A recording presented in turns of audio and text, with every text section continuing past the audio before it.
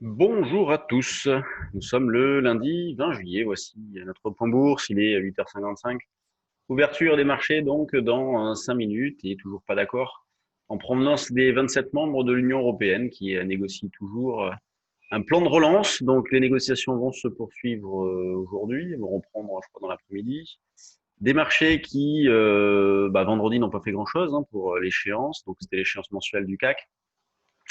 Et donc une évolution entre 5050, oui, si on prend la séance de vendredi ici, on a évolué donc entre 5050 et 5085, 90 une bonne partie de la journée, avec des achats qui ont pu être réalisés justement dans cette zone de 45-50. Donc elle a bien fonctionné cette zone graphique puisqu'on a acheté dessus mercredi, jeudi, vendredi. À chaque fois, on a pu faire des écarts assez intéressants. Et donc, ce matin, il n'y a pas de changement, pas de scoop. On prend les mêmes et on recommence. Donc, achat dans cette zone de 5045-50. Et puis, on essaiera de viser 75-80. Et puis ensuite, la zone des 95 figures. Donc, on continue de privilégier l'accumulation d'écarts plutôt que la recherche d'un véritable directionnel. Le marché n'en voit pas grand-chose, justement, en termes d'indication directionnelle. Il reste ferme, mais tiraillé toujours entre une situation sanitaire préoccupante, des tensions entre les États-Unis et la Chine. Là, le plan de relance, bon, il n'y a pas d'accord, donc ça amène en plus de l'incertitude. Le Brexit aussi, donc il faudra qu'on en reparle, parce qu'il n'y a toujours rien d'acté. Peu de visibilité, mais en contrepartie, les banques centrales qui sont toujours présentes et donc qui font que les marchés tiennent très bien. Nous, on continue de travailler avec un BI aussi, vous l'aurez bien compris, ça fait longtemps que ça dure, ça marche très bien. Après, sur les options, il y a des stratégies à mettre en place de vente de volatilité normalement.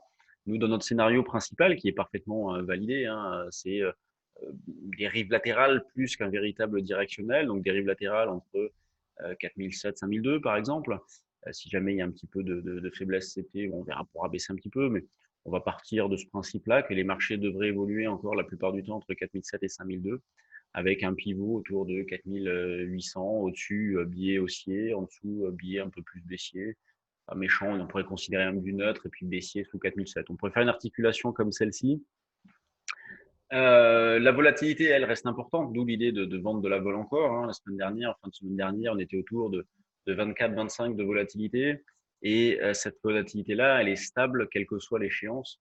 Donc, c'est ce qui nous fait dire aussi que les marchés devraient rester vulnérables jusqu'à la fin de l'année, puisque si on va chercher des échéances, par exemple comme septembre, voire même décembre, on est sur des volatilités extrêmement stables, donc toujours autour de 25. Donc, les autres 25, c'est élevé mais en même temps faible au vu de ce qu'on a connu, puisqu'il ne faut pas oublier qu'on vient de quasiment 80 de volatilité. C'était même impriceable à ce moment-là. Il y avait fourchette de prix, ça ressemblait pas à grand-chose. Donc là, c'est quand on était dans le pire de la crise. Donc des vols très élevés, une volatilité intraday qui est intéressante à travailler. Donc ça, c'est agréable, c'est ce qui rend agréable le marché à bosser. Donc nous, on parle toujours de cette force de rappel qui fait que les marchés ne sont pas comme il y a quelque temps où on avait des rouleaux compresseurs, des hausses qui se faisaient en ligne droite pendant plusieurs heures, voire plusieurs jours, et puis derrière, plus rien.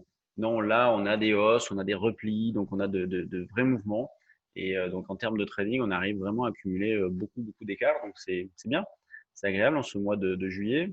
On verra si en août il en est de même. À la question qu'on m'a posée sur BFM la semaine dernière, qu'envisager en août, justement, j'ai confirmé cette idée d'un scénario non directionnel entre des bornes assez larges. Donc je pense qu'on va avoir de la volatilité, qu'on va conserver cette volatilité-là, mais sur le fond, on va faire plutôt du surplace.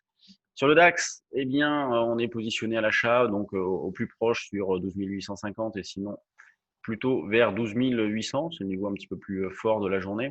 Et d'ailleurs, quand on regarde le DAX, alors là, je ne peux pas vous montrer l'Eurostoxx, mais il en est de même.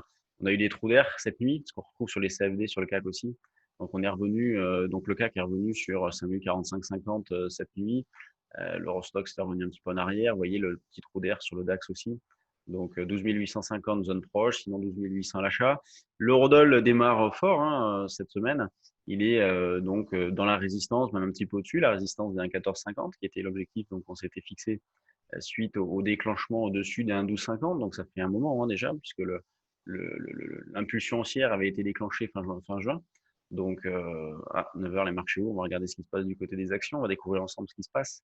Et donc, on cherche à acheter sur des replis. La semaine dernière, on a pu le faire à plusieurs reprises. Ça a bien marché. On a une volatilité qui est toujours moyenne sur l'eurodoll, mais on arrive quand même à faire des choses. Un 14, 15, 20, c'est le support proche. En dessous, c'est un 13, 80, 90, la zone un petit peu plus importante qu'on a travaillé en tout cas la semaine dernière. Mais dans un premier temps, il ne faut pas hésiter sur un petit repli à tenter un rebond. Passons aux actions. Voyons voir ce qui se passe. En termes de news, il n'y a pas grand-chose ce matin.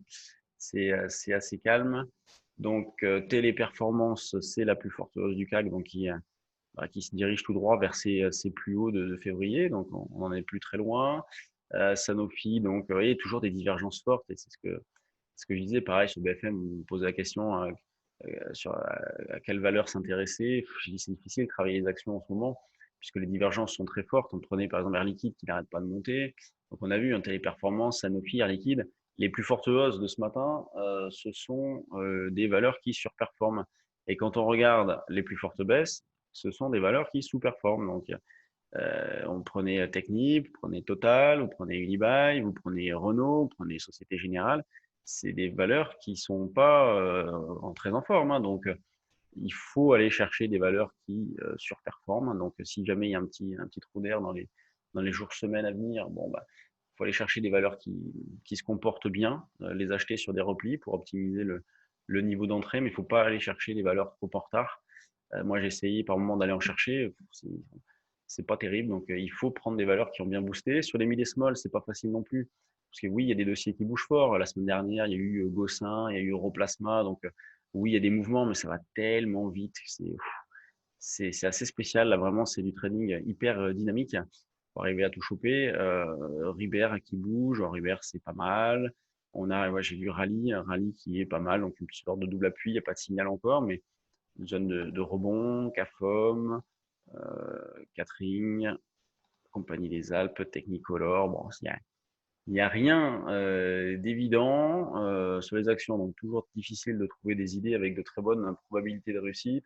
Au niveau des volumes, vous voyez tout de suite, hein, Total, Sanofi, BNP, LVMH, Airbus, bon, parmi les plus gros volumes, tiens, Medicrea et Gapalos, vous voyez dû avoir une annonce.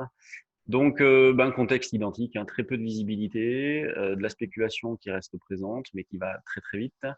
Une vol qui reste élevée, donc des marchés, donc des opérateurs qui s'attendent à des marchés qui vont être vulnérables encore pendant quelques temps, mais des marchés sur le fond qui restent plutôt bien. Et donc sur le CAC à 5045-50 comme niveau d'achat. Allez, je vous laisse, stage futur. Donc avant-dernier stage avant les vacances, puisqu'au mois d'août, on lève le pied. Moi, je serai là jusqu'encore la première semaine d'août et là en stage futur. Donc le dernier gros stage avant les vacances, on fera une initiation 2 fois 2 heures début août si vous avez de l'intérêt. Et donc lundi, mardi, mercredi, stage futur. Donc c'est pour ça que j'enregistre ce point un petit peu plus tôt. Donc aujourd'hui, on va voir qu'est-ce que le futur, comment ça marche. Arbitrage cash futur. Tiens, là je vais acheter. Je suis placé à 46,5. Je vois qu'on a fait 48. Allez, un petit effort. Bon, eh ben, ça passera peut-être pas en temps réel. Ah, mais... Allez, je vous laisse. Bonne séance. Et puis on se retrouve demain. Salut.